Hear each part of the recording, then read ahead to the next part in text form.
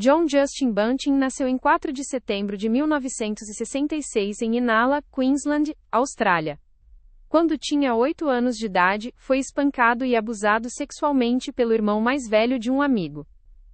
Esta experiência moldaria sua visão de mundo e contribuiria para seu ódio a homossexuais e qualquer pessoa que suspeitasse ser pedófilo. Bunting gostava de armas, fotografia e anatomia. Aos 22 anos trabalhava em um matadouro. Segundo relatos, Bunting se vangloriava de abater animais, e de quanto gostava desse trabalho. Em 1991 Bunting mudou-se para Salisbury North, um subúrbio na parte norte de Adelaide, Austrália do Sul. Era casado com Elizabeth Harvey e tornou-se padrasto de James Vlassakis. Bunting passou muito tempo com Vlassakis, assumindo o papel de figura paterna. Bunting criou o que chamava de Rock Spider Wall, em um quarto de hóspedes de sua casa. Este diagrama, feito com notas de papel e lã, era uma rede interconectada de nomes de pessoas que Bunting suspeitava serem pedófilos ou homossexuais. Às vezes Bunting selecionava aleatoriamente um nome da parede, e ligava para eles, insinuando que eram pedófilos e declarando que receberiam o que mereciam. Um psiquiatra forense, o professor Kevin Howells, avaliou o comportamento de Bunting, e concluiu que ele carecia de emoção e da capacidade de ter empatia com suas vítimas. Bunting foi descrito como um hábil manipulador de pessoas. Robert Joe Wagner nasceu em 1971. Wagner morava em Salisbury North, e tornou-se amigo de John Bunting em 1991, quando Bunting mudou-se para o bairro. Wagner tinha um relacionamento com Vanessa Lane naquela época. Wagner tornou-se o colaborador mais próximo de Bunting e participou da maioria dos assassinatos. Foi descrito, ao lado de Bunting e do assassino de mochileiros Ivan Milat, como um dos piores assassinos em série da Austrália. James Spiridon Vlassakis nasceu em 1979. Era filho de Elizabeth Harvey. Quando sua mãe iniciou um relacionamento com John Bunting, Vlassakis tornou-se enteado de Bunting. Quando jovem, Vlassakis lutava contra o vício em heroína. Segundo seu depoimento posterior, quando tinha 13 anos seu meio-irmão Troy Youde abusou sexualmente dele. Vlassakis confiou esta informação a Bunting em 1998. Sob a influência de Bunting, Vlassakis participou de múltiplos assassinatos, incluindo os assassinatos de seu próprio meio-irmão Troy Youde e meio-irmão David Johnson. Mark Ray Haydon nasceu em 4 de dezembro de 1958. Haydon era vizinho de John Bunting e Robert Wagner em Salisbury North. Tornou-se amigo de Bunting em 1991. Em janeiro de 1999, Haydon alugou um prédio bancário abandonado em Snowtown, Austrália do Sul, aproximadamente 140 quilômetros ao norte de Adelaide. Haydon não participou diretamente da morte das vítimas, mas ajudou a descartar os corpos. Sua esposa Elizabeth se tornaria uma das vítimas.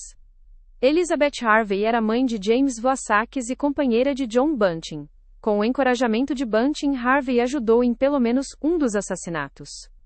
Harvey sabia sobre os assassinatos, mas nunca foi processada. Morreu de câncer antes que o caso fosse a julgamento. Jodie Elliott era irmã de Elizabeth Haydon. Era uma mulher com inteligência abaixo da média que se apaixonou por Bunting.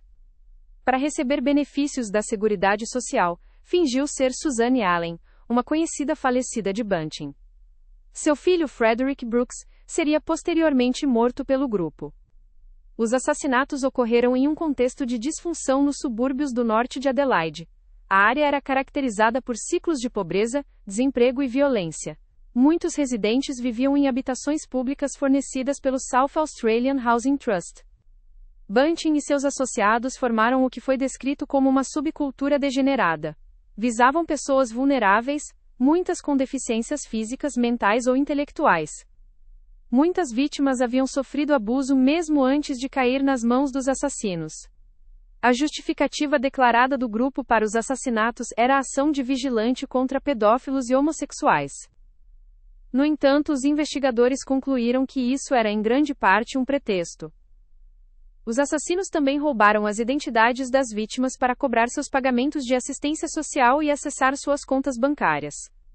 Aproximadamente $97.200 foram coletados através desta fraude. embora as autoridades tenham determinado que o ganho financeiro era um motivo secundário. Em 1991, John Bunting mudou-se para Salisbury North e Adelaide. Tornou-se amigo dos vizinhos Mark Haydon e Robert Wagner.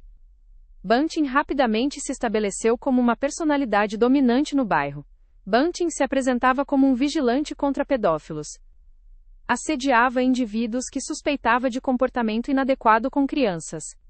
Em um caso, depois que o namorado de Elizabeth Harvey tirou fotografias indecentes de seus filhos, Bunting continuamente assediou o homem jogando sangue de canguru e partes do corpo em sua casa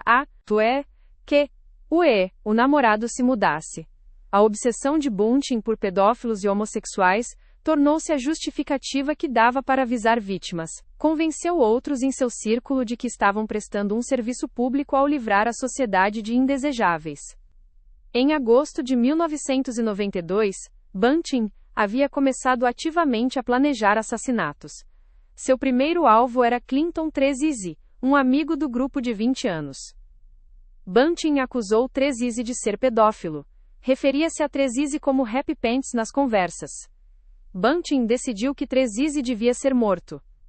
Em 31 de agosto de 1992, Trezise foi convidado para a casa de Bunting em Salisbury, para uma visita social. Trezise aceitou o convite, sem saber o que Bunting havia planejado. Naquela noite, Robert Wagner golpeou Trezise na cabeça com uma pá.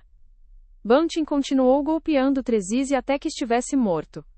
O corpo foi enrolado em lençóis, cobertores e plástico. Bunting e Wagner dirigiram até Lower Light, uma área agrícola a nordeste de Adelaide. Enterraram o corpo em uma cova rasa em um canteiro perto da antiga residência de Wagner. O corpo permaneceu lá por 7 anos. Em setembro de 1999, a polícia escavou o local. Os restos de Clinton Trezise foram identificados através de registros dentários. Durante a investigação policial, tanto Bunting quanto Wagner admitiram ter matado Trezise.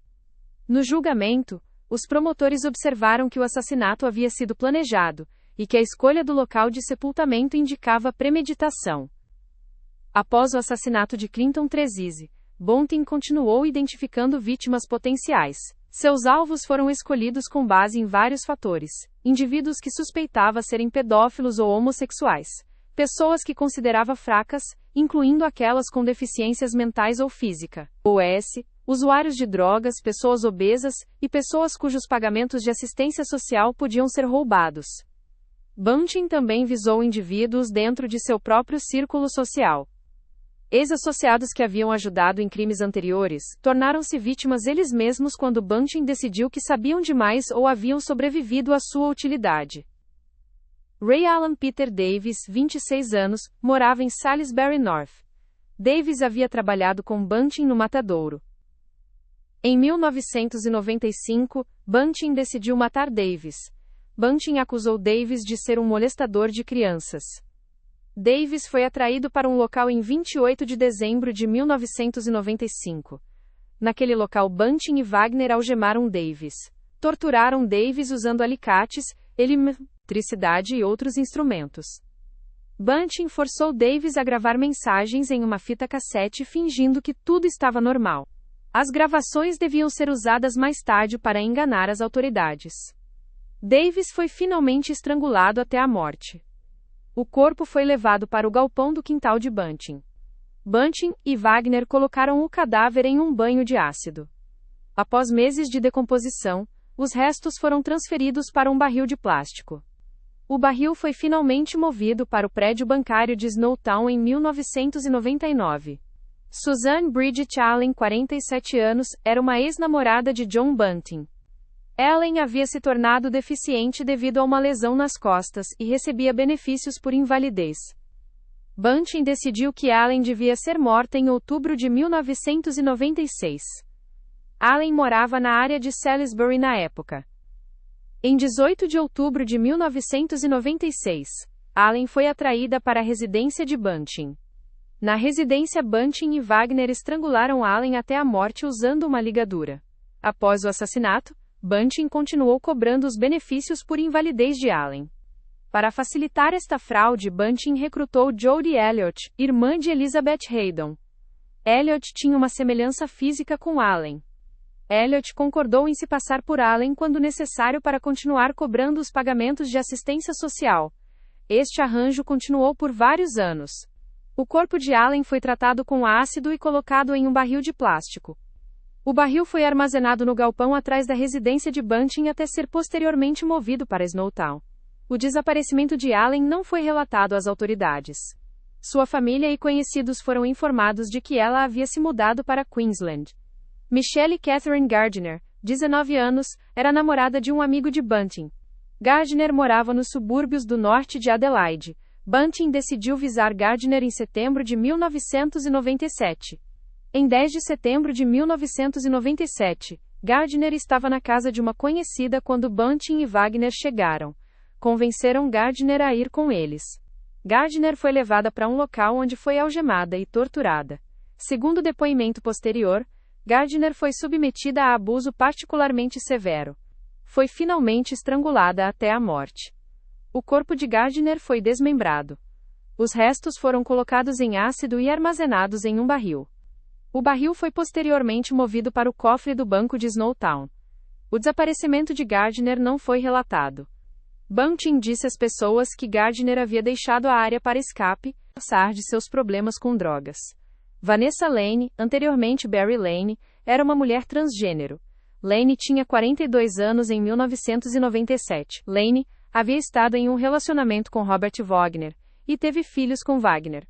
Após se separar de Wagner, Lane iniciou um relacionamento com Thomas Trevelyan. Este relacionamento irritou Wagner. Bunting e Wagner decidiram que Lane devia ser morta em outubro de 1997. Em 23 de outubro de 1997, Lane estava em uma residência em Hectorville, Adelaide. Bunting, Wagner e Trevelyan chegaram à residência. Dominaram Lane e a submeteram a tortura prolongada. Lane foi algemada e espancada. Segundo o depoimento de Vlasakis, que soube dos detalhes posteriormente, a tortura durou várias horas. Lane foi finalmente estrangulada até a morte. O corpo de Lane foi desmembrado e colocado em ácido. Os restos foram armazenados em um barril que foi posteriormente transportado para Snowtown. Após o assassinato, Wagner e Bunting continuaram acessando as contas bancárias de Lane e cobrando pagamentos de assistência social em nome de Lane. Thomas Eugênio Trevelyan, 18 anos, era inicialmente parte do círculo de Bunting. Trevelyan havia ajudado no assassinato de Vanessa Lane em outubro de 1997. No entanto, menos de um mês depois, Trevelyan mesmo se tornaria uma vítima. Em 9 de novembro de 1997, Thomas Trevelyan foi encontrado morto no rio Port Gawler. Sua morte foi inicialmente tratada como suicídio. Anos depois, os investigadores determinaram que Trevelyan havia sido assassinado por Bunting e Wagner. As circunstâncias exatas de sua morte permanecem pouco claras, mas acredita-se que foi morto porque sabia demais sobre assassinatos anteriores. Gary O'Dwyer, 29 anos, morava na área de Salisbury. O'Dwyer tinha uma deficiência intelectual. O'Dwyer conhecia Bunting do bairro. Em novembro de 1997, Bunting decidiu que O'Dwyer devia ser morto. O'Dwyer foi atraído para um local em 29 de novembro de 1997. Naquele local, O'Dwyer foi algemado e torturado. Bunting forçou O'Dwyer a fornecer informações bancárias e números de identificação pessoal. O'Dwyer foi estrangulado até a morte. O corpo de O'Dwyer foi colocado em ácido e armazenado em um barril. Bunting continuou acessando as contas bancárias de O'Dwyer após o assassinato. A família de O'Dwyer o relatou como desaparecido, mas nenhuma investigação significativa foi iniciada naquele momento. Em 1998, o ritmo dos assassinatos aumentou. Os métodos de Bunting tornaram-se mais sistemáticos. Havia aperfeiçoado um padrão de atrair vítimas, extrair informações financeiras através de tortura e descartar corpos em barris cheios de ácido. Naquela época, os barris de plástico estavam se acumulando. O armazenamento estava se tornando um problema. Elizabeth Ann Haydon, 37 anos, era esposa de Mark Haydon. Elizabeth sabia sobre alguns dos assassinatos. Bunting ficou preocupado que Elizabeth pudesse se tornar uma responsabilidade. Em novembro de 1998, Bunting decidiu que Elizabeth Haydon devia ser morta.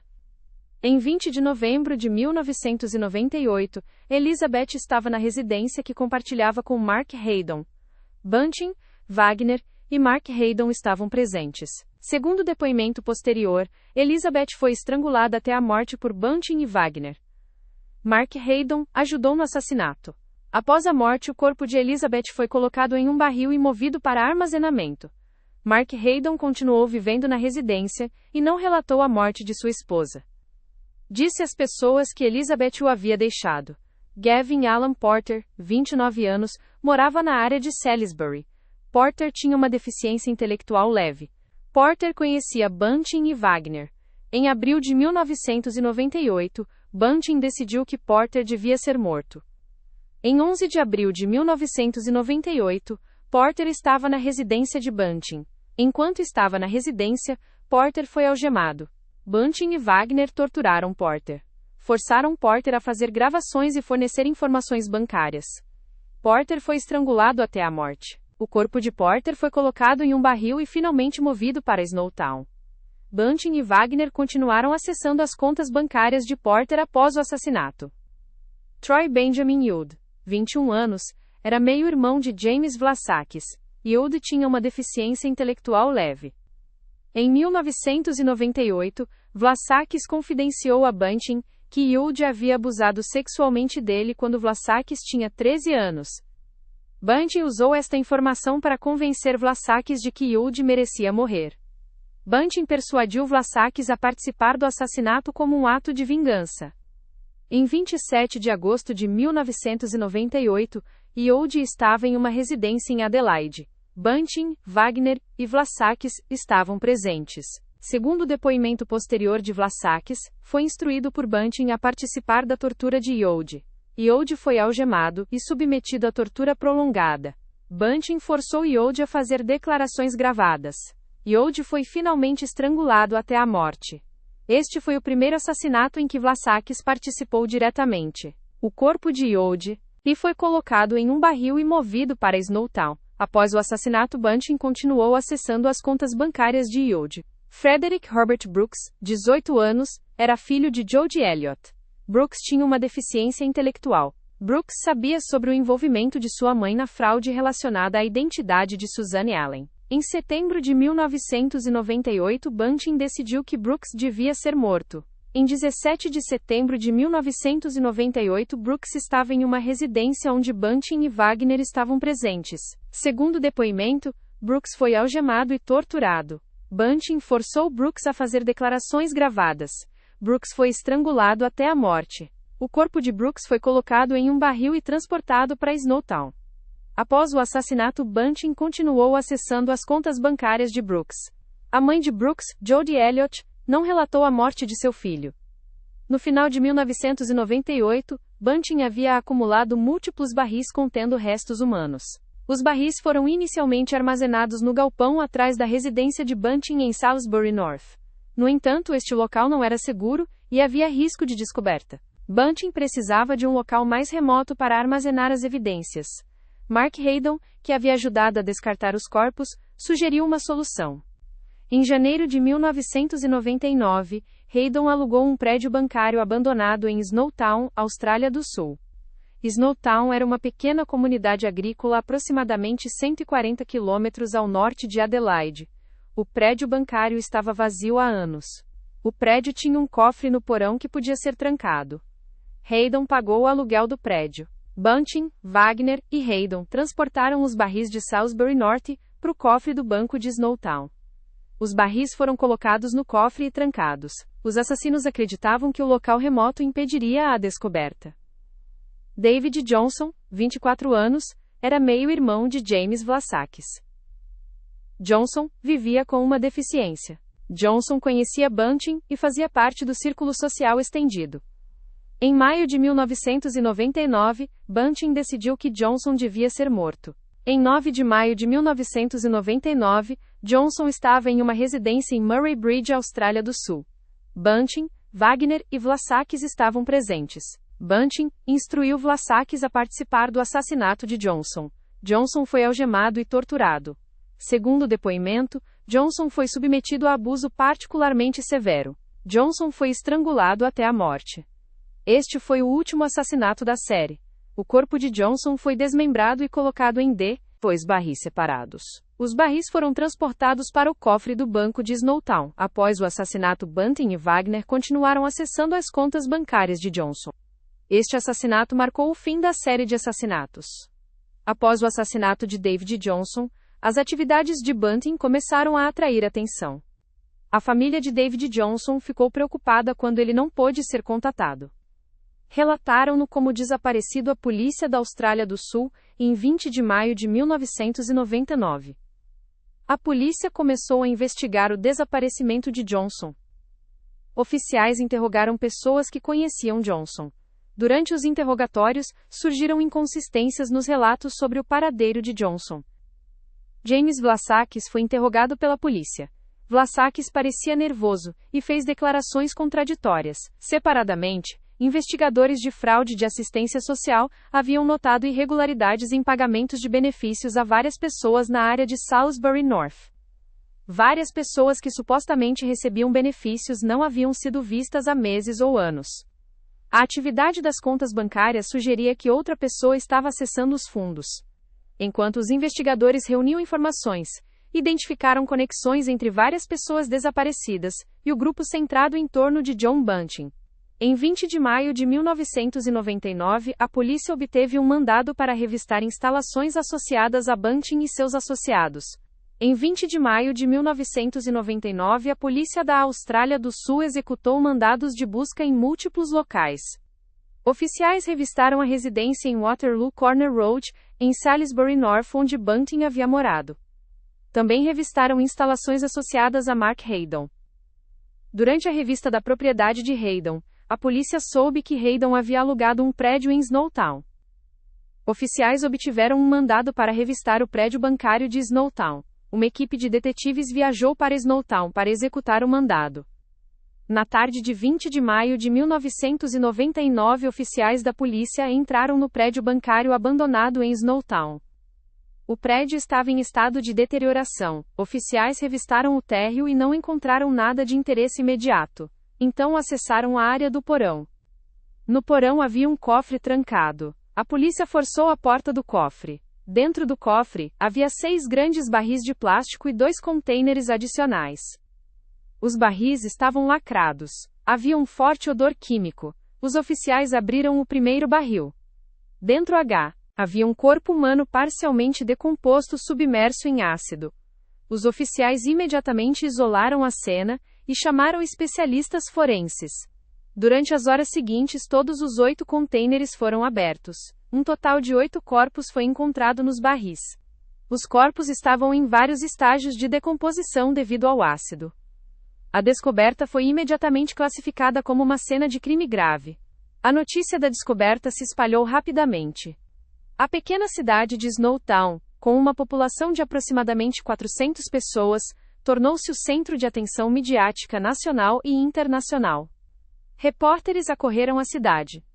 O prédio bancário abandonado foi isolado. Equipes forenses trabalharam 24 horas para processar a cena e recuperar os restos.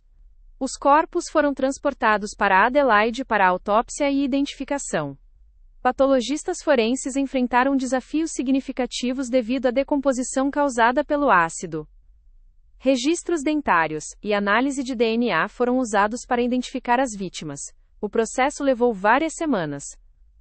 Os investigadores rapidamente identificaram John Bunting, Robert Wagner, Mark Haydon e James Vlassakis como pessoas de interesse. Todos os 4 foram presos e levados sob custódia em 21 de maio de 1999. Buscas adicionais foram conduzidas em propriedades associadas aos suspeitos. Na antiga residência de Bunting em Salisbury North, os investigadores encontraram evidências no galpão do quintal, incluindo resíduos de banhos de ácido e ferramentas consistentes com desmembramento. Durante as buscas, os investigadores encontraram os restos de 3 vítimas adicionais. O corpo de Clinton Trezise foi recuperado do local de sepultamento em Lower Light. Outros 2 conjuntos de restos foram encontrados em propriedades nos subúrbios do norte de Adelaide. O número total de vítimas identificadas chegou a 12. Os 4 suspeitos foram acusados de múltiplas acusações de assassinato. Devido à complexidade do caso e ao número de vítimas, os promotores anteciparam um longo processo legal. Os suspeitos foram mantidos sob custódia aguardando julgamento. James Vlassakis foi separado dos demais e colocado em custódia protetora. Os investigadores acreditavam que Vlassakis poderia estar disposto a cooperar. Em julho de 1999, James Vlassakis concordou em se declarar culpado de 4 assassinatos, em troca de fornecer testemunho contra Bunting e Wagner. Vlassakis admitiu seu papel nos assassinatos de Troy Hude, F. Wederick Brooks, Gary O'Dwyer e David Johnson. Forneceu declarações detalhadas descrevendo os assassinatos, os métodos de tortura usados e os papéis de cada participante. O testemunho de Vlassakis foi crucial para o caso da promotoria. Descreveu como Bunting o havia manipulado para participar de assassinatos. Explicou os métodos usados para torturar as vítimas, as gravações feitas e o descarte dos corpos. Vlassakis também forneceu informações sobre o esquema de fraude financeira e como o grupo havia continuado acessando as contas bancárias das vítimas. Em troca de sua cooperação, Vlassakis foi sentenciado a 4 prisões perpétuas consecutivas com um período de não liberdade condicional de 26 anos. Isso foi significativamente menos que as sentenças que Bunting e Wagner enfrentariam. A disposição de Vlassakis em testemunhar foi vista como essencial para garantir condenações contra os principais perpetradores. Os julgamentos de John Bunting e Robert Wagner começaram em 2002. Os procedimentos ocorreram na Suprema Corte da Austrália do Sul em Adelaide. Devido ao número de vítimas e à complexidade das evidências, o julgamento tornou-se um dos mais longos e caros na história legal australiana. O julgamento durou de outubro de 2002 até maio de 2003. Durante este período, o tribunal ouviu extenso testemunho de testemunhas, peritos forenses e James Vlassakis. A promotoria apresentou evidências da tortura e assassinato sistemático de 12 vítimas durante um período de 7 anos. Vlassakis testemunhou em detalhes sobre os assassinatos em que participou. Seu testemunho descreveu os métodos de tortura, incluindo o uso de algemas, eletricidade, alicates e outros instrumentos. Explicou como Bunting e Wagner forçaram as vítimas a fazer gravações e fornecer informações bancárias antes de matá-las. O testemunho de Vlassakis pintou uma imagem de violência sádica direcionada contra pessoas vulneráveis. A evidência forense incluiu relatórios de autópsia detalhando lesões às vítimas. Patologistas testemunharam sobre a causa da morte em cada caso, e o trauma significativo infligido antes da morte. A análise química confirmou a presença de ácido usado para decompor os corpos. Os investigadores apresentaram evidências da fraude financeira, incluindo registros bancários mostrando saques não autorizados das contas das vítimas. A defesa de Bunting e Wagner tentou minimizar a culpabilidade de seus clientes enfatizando o papel de outros participantes. No entanto, o peso das evidências contra eles foi esmagador. A promotoria argumentou com sucesso que Bunting era o líder que planejou e dirigiu os assassinatos, enquanto Wagner era seu cúmplice disposto na maioria dos assassinatos. John Bunting foi considerado culpado de 11 acusações de assassinato. O júri o considerou inocente do assassinato de Suzanne Allen, concluindo que a promotoria não havia provado além de dúvida razoável que Bunting estava presente quando Allen foi morta, embora tenha sido condenado por ajudar a descartar seu corpo. Robert Wagner foi considerado culpado de 10 acusações de assassinato. As condenações representaram o caso de assassinato em série mais extenso na história australiana. Em 8 de setembro de 2003, John Bunting foi sentenciado a 11 prisões perpétuas consecutivas sem possibilidade de liberdade condicional. O juiz declarou que os crimes estavam entre os piores na história australiana, e que Bunting não mostrava remorso por suas ações. O juiz notou a natureza sistemática dos assassinatos, a tortura infligida às vítimas e a exploração de pessoas vulneráveis. Robert Wagner foi sentenciado a 10 prisões perpétuas consecutivas sem possibilidade de liberdade condicional. O juiz determinou que Wagner havia participado voluntariamente dos assassinatos e havia mostrado tendências sádicas. Wagner, como Bunting, não mostrou remorso. Mark Haydon se declarou culpado de ajudar nos assassinatos e foi sentenciado a 25 anos de prisão, com um período de não liberdade condicional de 21 anos.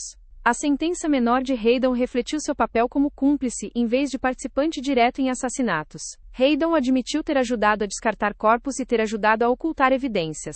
James Vlassakis recebeu, como anteriormente acordado, 4 prisões perpétuas consecutivas com um período de não liberdade condicional de 26 anos por sua cooperação com as autoridades. Vários aspectos do caso estiveram sujeitos a ordens de supressão. O tribunal proibiu a publicação de certos detalhes da tortura infligida às vítimas. As ordens destinavam-se a proteger a dignidade das vítimas e poupar suas famílias de mais trauma. As ordens de supressão também cobriram algumas evidências consideradas muito gráficas para a liberação pública. As ordens de supressão geraram controvérsia. Alguns grupos de defesa de vítimas argumentaram que o alcance completo dos crimes devia ser tornado público. Outros, incluindo algumas famílias de vítimas, apoiaram as ordens como necessárias para prevenir maior exploração das vítimas. Após a sentença, John Bunting foi inicialmente detido na prisão Yatala Labour em Adelaide. Devido a preocupações de segurança e ameaças de outros detentos, foi posteriormente transferido para uma instalação de alta segurança não divulgada.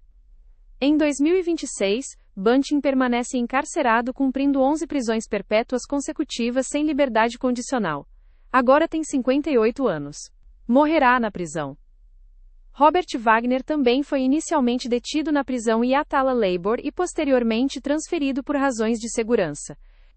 Em 2026, Wagner permanece encarcerado cumprindo 10 prisões perpétuas consecutivas sem liberdade condicional. Agora tem 53 anos. Morrerá na prisão. Mark Hayden tornou-se elegível para liberdade condicional em 2024 após cumprir seu período de não liberdade condicional de 21 anos. Seu pedido de liberdade condicional foi negado. Permanece sob custódia em 2026.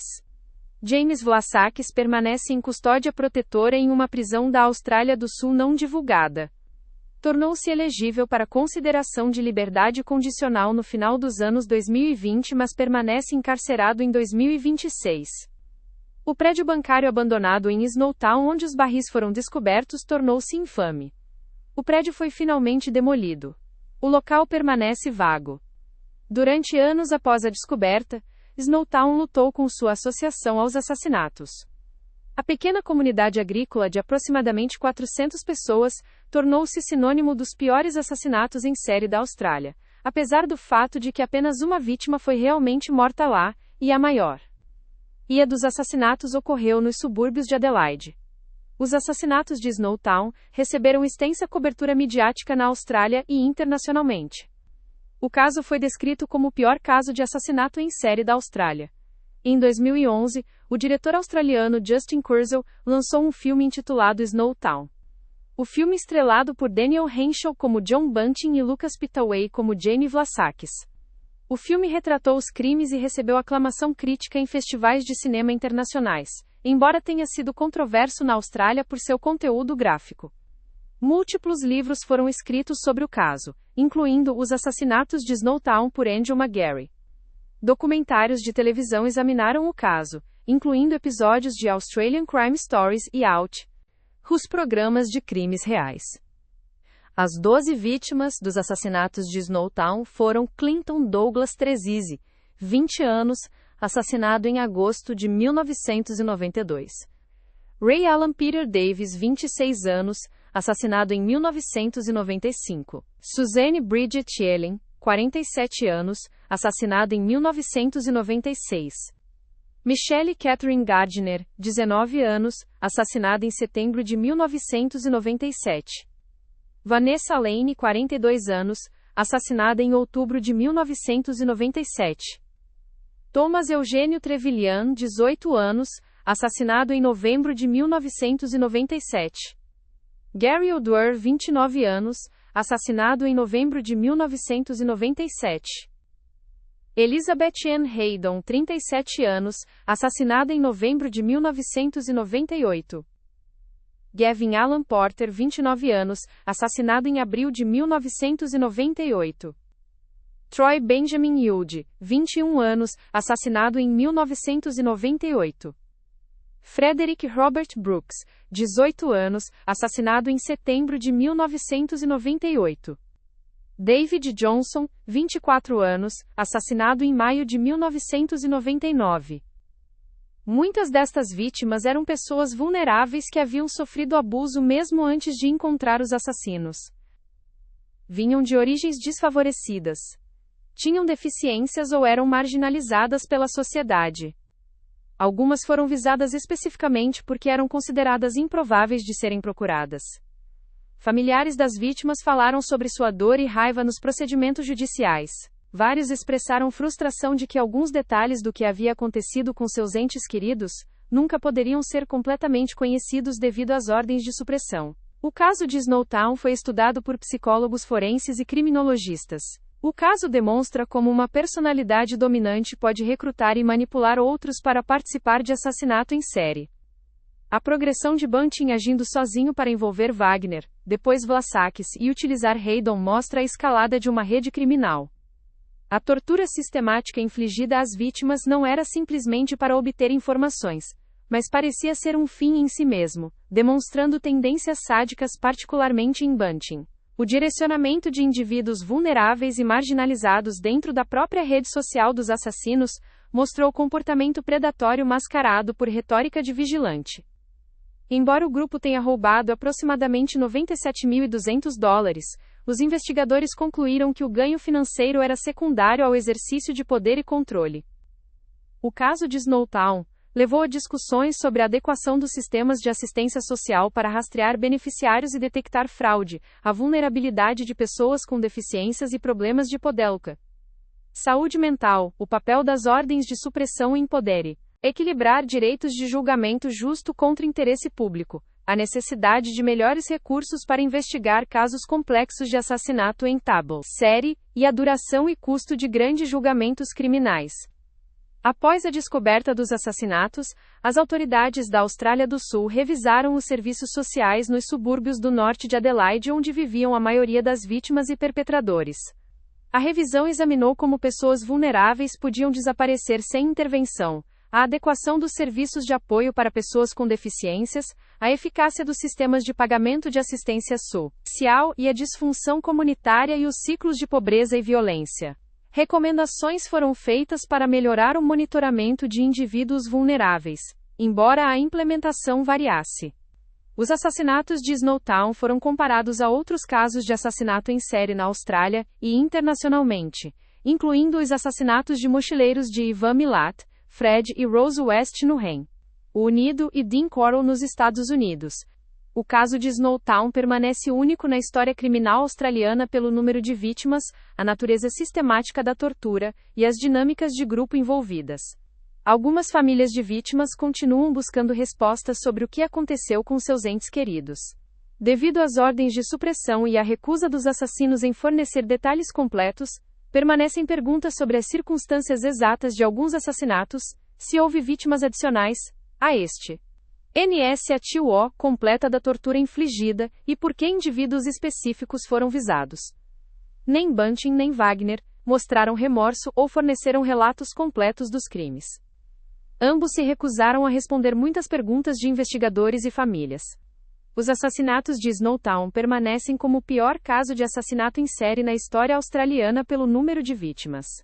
O caso revelou a existência de uma subcultura degenerada nos subúrbios do norte de Adelaide, onde a violência extrema passou despercebida por anos. Os assassinatos demonstraram como pessoas vulneráveis, aquelas com deficiências, problemas de saúde mental, pobreza e isolamento social, podem se tornar vítimas de predadores que exploram sua marginalização. O caso também mostrou como um indivíduo manipulador pode criar uma rede de cúmplices, atraindo outros para participar de crimes horrendos através de uma combinação de ideologia, medo e controle psicológico. Em 2026, mais de um quarto de século após a descoberta em Snowtown, o caso continua sendo estudado, discutido e lembrado como um momento definitivo na história criminal australiana e um conto de Adv. Retência sobre a vulnerabilidade dos membros mais marginalizados da sociedade.